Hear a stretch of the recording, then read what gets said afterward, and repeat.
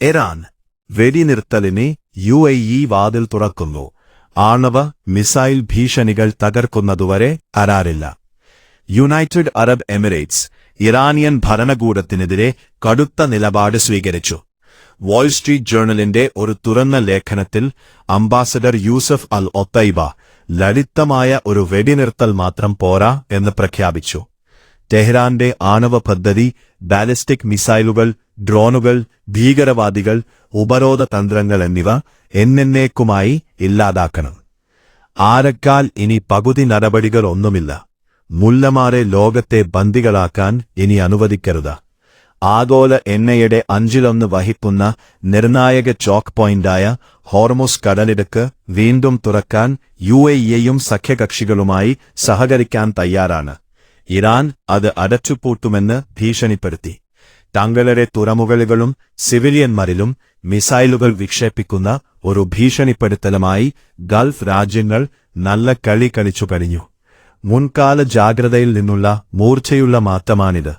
തങ്ങളുടെ പ്രദേശത്തെ ഇറാനിയൻ ആക്രമണങ്ങൾ സ്വാംശീകരിച്ച ശേഷം UAE ശൂന്യമായ നയതന്ത്രത്തേക്കാൾ യഥാർത്ഥ സുരക്ഷയ്ക്ക് മുൻഗണന നൽകുന്നു. ഇറാനെയെ ആക്രമണം സ്വന്തം സമ്പദ്വ്യവസ്ഥയെയും ജനങ്ങളെയും ഉൾപ്പെടെ എല്ലാവരെയും അപകടത്തിലാക്കുന്നു എന്ന വസ്തുതയിലേക്ക് അറബ് അയൽക്കാർ ഉണരുകയാണ്. സഖ്യത്തിന് കരുത്ത് പകരുന്ന UAE അടുത്ത ദശകത്തിൽ അമേരിക്കയിൽ $1.4 ട്രില്യൺ വമ്പിച്ച നിക്ഷേപ പ്രതിജ്ഞാബദ്ധതയിൽ ഉറച്ചുനിൽക്കുന്നു.